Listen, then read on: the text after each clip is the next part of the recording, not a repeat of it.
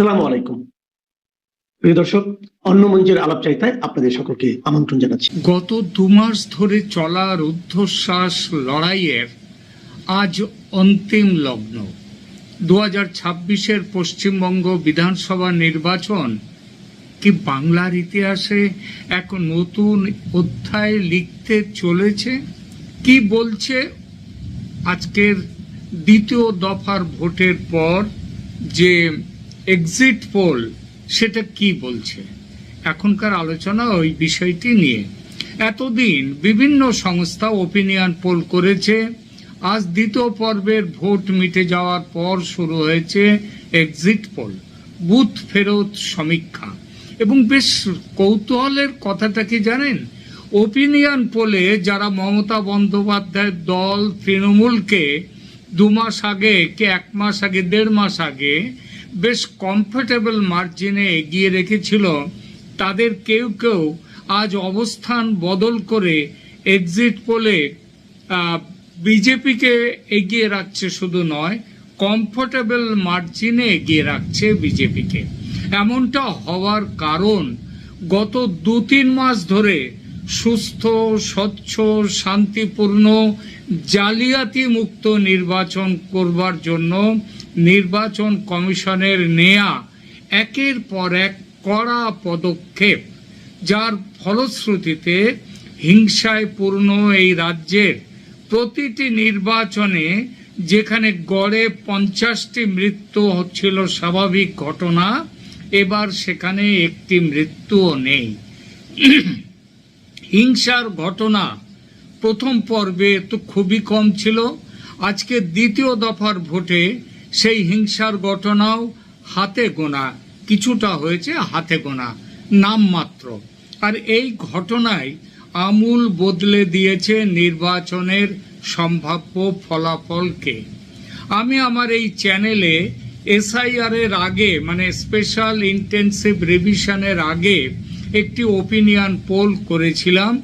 সেখানে টিএমসি ও বিজেপির মধ্যে টক্কর থাকলেও এগিয়ে ছিল খুব অল্প হলেও টিএমসি, তৃণমূল কংগ্রেস।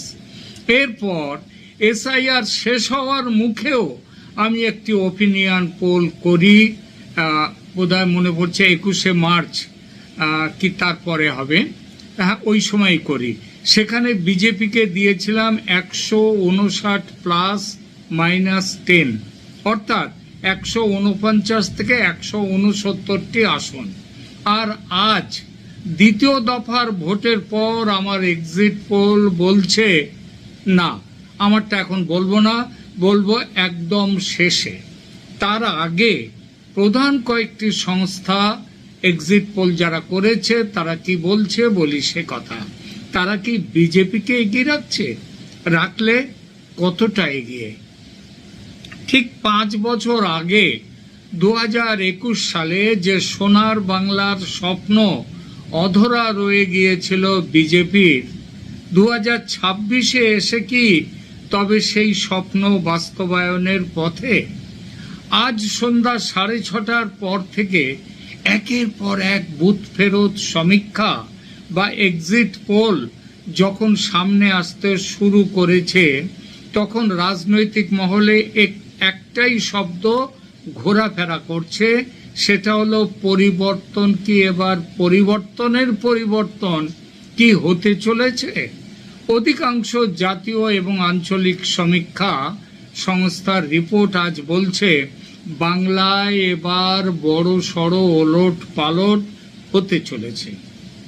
ঘাসফুল শিবিরের দীর্ঘ 15 বছরের শাসনের ভিত এবার নাকি হালকা হয়ে যাচ্ছে। অধিকাংশ এক্সিট পোল স্পষ্ট ইঙ্গিত দিচ্ছে ভারতীয় জনতা পার্টি বা বিজেপি এবার ম্যাজিক ফিগার পার করে মোটামুটি কমফোর্টেবল মেজরিটি বা সুবিধাজনক সংখ্যাগরিষ্ঠতা নিয়ে নবান্নের, নবান্ন বলবো না, কারণ নবান্ন কিন্তু আমাদের পশ্চিমবাংলার যে সরকারের হেডকোয়ার্টার নবান্ন হয়েছে মমতা ব্যানার্জির আমলে, খুব বেশি বছর আগের কথা নয়। আবার আমার ধারণা এই সরকার ফিরে আসবে আবার রাইটার্স বিল্ডিংসে, কিংবা আরো কাছাকাছি এদিকে সল্ট লেকের দিকে, নিউ টাউনের দিকেও চলে আসতে পারে, সেটা পরের প্রশ্ন।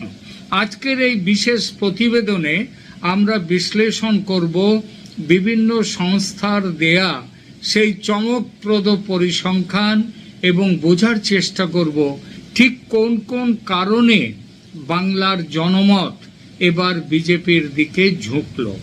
প্রধান সমীক্ষক সংস্থাগুলোর পরিসংখ্যানের কথা প্রথমে বলি। বাংলায় পশ্চিমবঙ্গের 294টি আসনের ভাগ্য এখন ইভিএম এর মধ্যে বন্দী।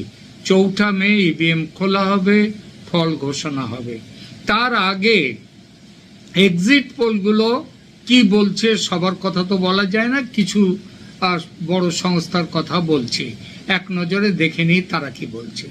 পি-মার্ক তাদের সমীক্ষা সবচেয়ে বড় চমক দিয়েছে। পি-মার্ক তাদের পূর্বাভাস অনুযায়ী বিজেপি এবার বাংলায় 150 থেকে 170টি আসন পেতে পারে, যেখানে তৃণমূল কংগ্রেস আটকে যেতে পারে 118 থেকে 138টি আসনে।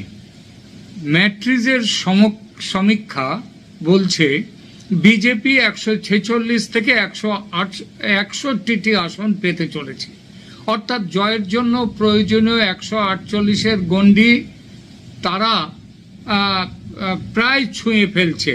আর তৃণমূল পেতে পারে, এবং তারপরে এগিয়ে যাচ্ছে, তৃণমূল পেতে পারে 120 থেকে 140টি আসন।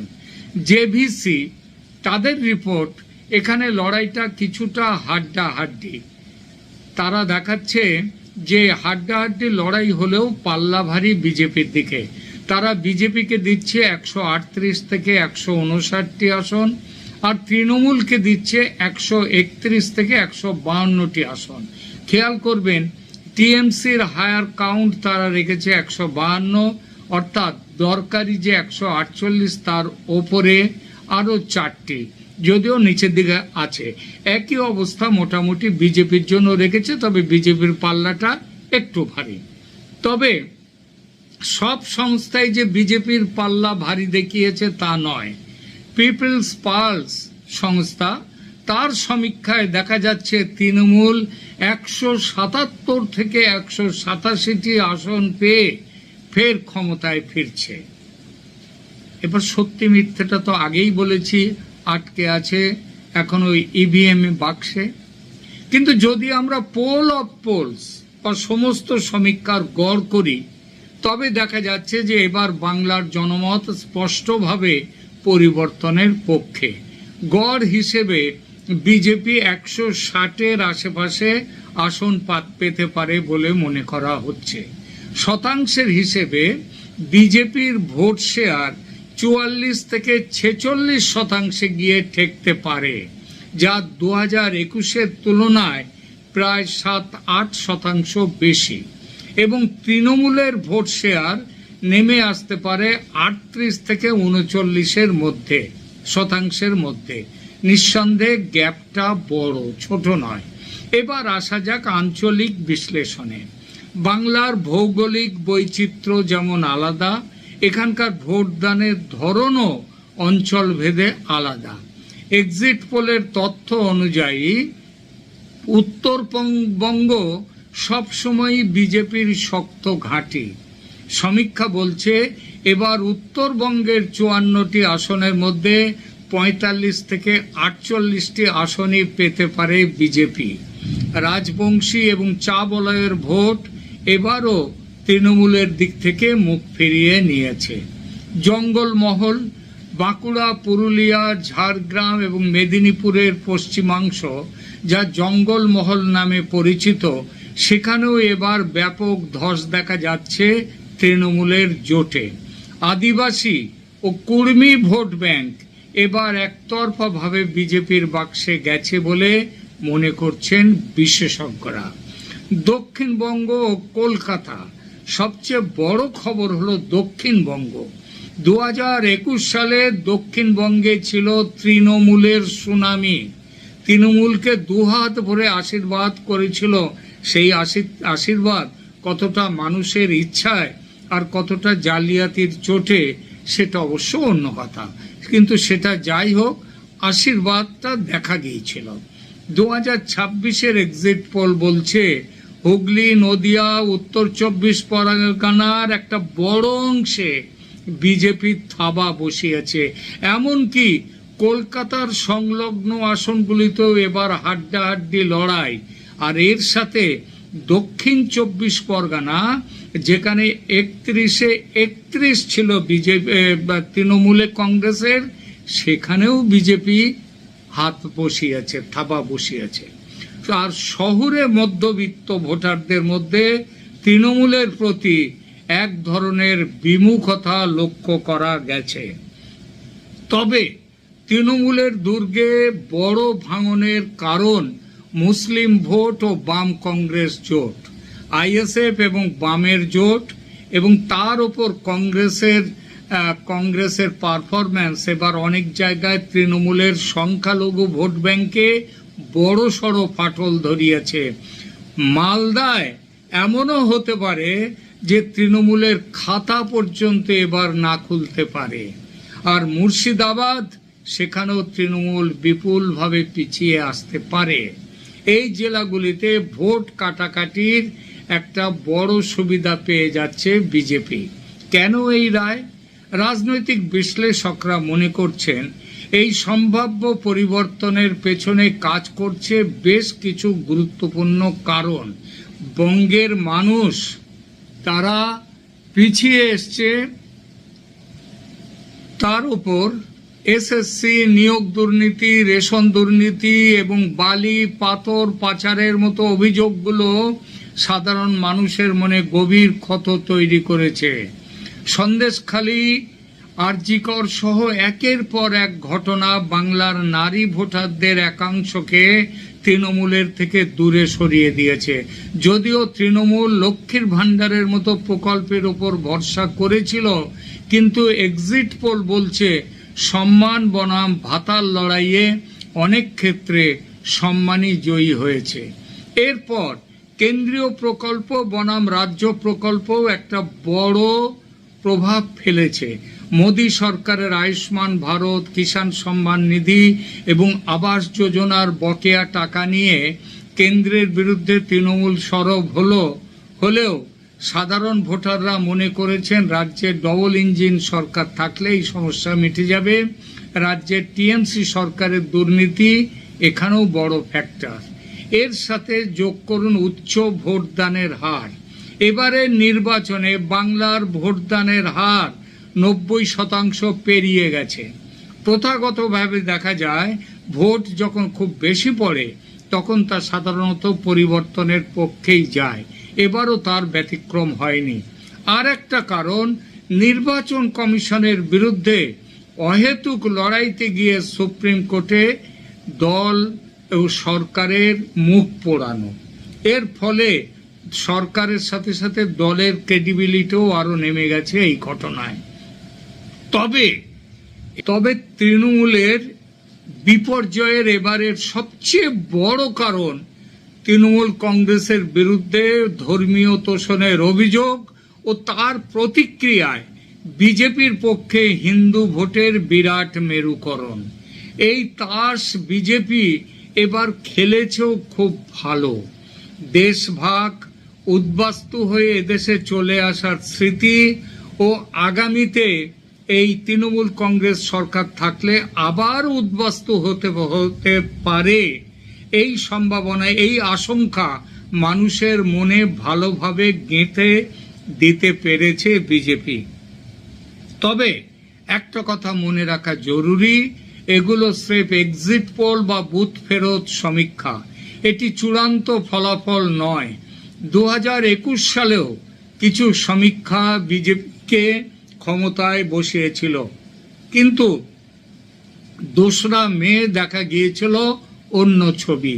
মমতা বন্দ্যোপাধ্যায়ের ব্যক্তিগত ক্যারিশমা, তৃণমূলের নিচুতলার সংগঠন প্লাস ভোট ম্যানেজমেন্ট বা ভোট জালিয়াতি বিজেপির বাড়া ভাতে ছাই দিয়েছিল। নির্বাচন কমিশনের সৌজন্যে এবার সেটা হতে পারেনি। তবে তৃণমূল শিবিরের দাবি, এক্সিট পোল সবসময় সাধারণ মানুষের সঠিক পালস ধরতে পারে না। বিশেষ করে গ্রামীণ বাংলার মহিলা ভোটাররা যারা সাইলেন্ট ভোটার, তারা নাকি মমতা বন্দ্যোপাধ্যায়ের উপরেই আস্থা রেখেছেন তৃণমূলের দাবি। সেটা যে একেবারে ভুল তা নয়, তবে এটাও ঠিক 21-এ সেই সাপোর্ট যতটা কাজ দিয়েছিল এবার তা পারেনি। এর কারণ টিএমসির মাসে 1,500 লক্ষ্মীর ভাণ্ডারের পাল্টা বিজেপির মাসে 3,000 অন্নপূর্ণা যোজনা, এটা ডবল লাভের। বিজেপি এবার অনেক বেশি সুশৃঙ্খল। সব জায়গায় বুথ স্তর পর্যন্ত যে তাদের সংগঠন একেবারে প্রচন্ড শক্ত ছিল তা বলবো না, তবে অনেক বেশি সক্রিয় ছিল। আরএসএস এর গ্রাউন্ড নেটওয়ার্ক এবং গ্রাউন্ড ওয়ার্ক এবং কেন্দ্রীয় নেতাদের সফর, মানে কার্পেট বোম্বিং শেষ পর্যন্ত কাজে লেগেছে। এবং তার সঙ্গে শুভেন্দু অধিকারীর নেতৃত্ব তার নিজের জেলায় সীমাবদ্ধ না থেকে গোটা রাজ্যে প্রভাব ফেলেছে। কতটা প্রভাব তার উত্তর মিলবে মাত্র কয়েকদিন পরে, 4 মে। তবে দেখা যাচ্ছে আপাতত যে সে প্রভাব ভালোই ফেলেছে। এবার আসি আমার নিজস্ব এক্সিট বলে রাখা ভালো। আমার ডেটাবেস তৈরি মূলত তথ্য পরিসংখ্যানের ওপর ভিত্তি করে। বুথ ফেরত মানুষের সঙ্গে খুব বেশি যে কথা বলতে পেরেছি তা নয়, 1,000-2,000 মানুষের সঙ্গে কথা বলেছি। সব মিলিয়ে কথা বলেছেন আমার টিম। তারা উত্তর থেকে দক্ষিণ সব অঞ্চলেই ছড়িয়ে ছিটিয়ে। আমার এক্সিট পোল প্রথম দফার 152টি আসনে বিজেপিকে দিয়েছে 92 থেকে 102 আসন, টিএমসি 38 থেকে 46, কংগ্রেস 8 থেকে 12, বাম আইএসএফ জোট 1 থেকে 3। এটা প্রথম দফার জেলাগুলোর ফল। আজকের দ্বিতীয় দফায় 142টি আসনের ফলাফল আমার এক্সিট পোল অনুযায়ী এরকম: বিজেপি 72 থেকে 82টি আসন, টিএমসি 54 থেকে 64টি, বাকিটা অন্যান্য। অর্থাৎ 2 দফায় মিলিয়ে বিজেপির সম্ভাব্য আসন 174 ± 10, মানে 164 থেকে 184 এই রেঞ্জে। টিএমসি 101 ± 10, মানে 91 থেকে 111 এর মধ্যে। আর তবে এই প্রসঙ্গে একটা কথা বলতেই হয়, আমরা সবাই জানি যে উত্তরবঙ্গে বিজেপির ফলাফল অত্যন্ত ভালো, কিন্তু উত্তরবঙ্গ শুধু নয়, উত্তরবঙ্গ মালদা এবার একটা ভয়ঙ্কর ফল দেবে তৃণমূলের জন্যে। একসময় যে মালদায় তারা রাজ করেছে, সেই মালদা তাদেরকে যদি শূন্য হাতে ফিরিয়ে দেয় তাতেও অবাক হওয়ার মতো নয়, অবাক হওয়ার কিছু নয়। এছাড়া আরো যেমন পূর্ব মেদিনীপুর, যেটা শুভেন্দুর গড়, শুভেন্দু অধিকারী, সেখানেও তৃণমূল খালি হাতেই আসবে বলে আমাদের ধারণা। আর যেখানে তৃণমূলের গড় বলে যেগুলো ছিল দক্ষিণ 24 পরগনা, সেখানেও বিজেপি এবার ভালো থাবা বসিয়েছে। উত্তর 24 পরগনায় তো বিজেপি তৃণমূলকে ছাপিয়ে গেলেও অবাক হওয়ার মতো কিছু নেই, আমার সমীক্ষায় সেইটা বলছে। হুগলি, নদিয়া, এমনকি হাওড়া, যেটা তৃণমূলের দ্বিতীয় দুর্গ বলা হয়, সেখানেও কিন্তু বিজেপি এবার ভালো ফল করতে চলেছে।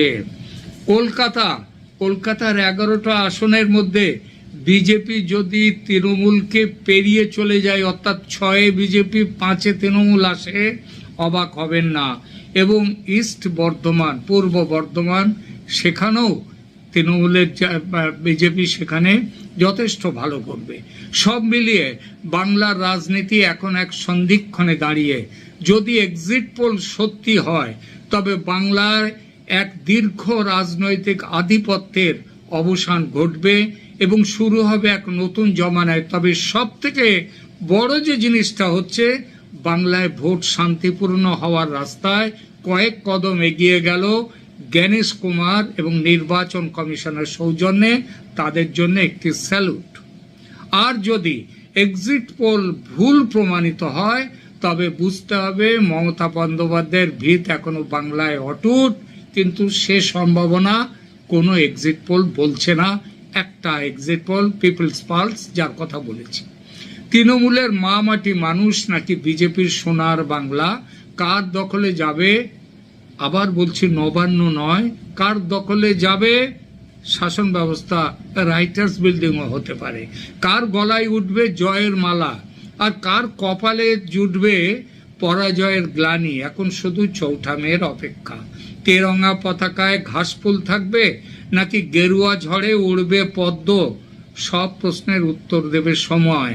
কিন্তু বড় বাজারের যে আবির বাজার, আবির মার্কেট, আবির তো হচ্ছে উৎসবের প্রতীক, তো সেখানে কিন্তু এবার গেরুয়া আবির মিলছে না, এত বিক্রি।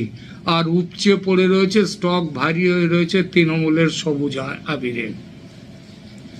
যেটাই হবে চৌঠা মের সময় পাবো আমরা, সেদিনের জানতে পারবো। ততক্ষণ পর্যন্ত ক্যালকাটা ডায়ালগসের সঙ্গে থাকুন।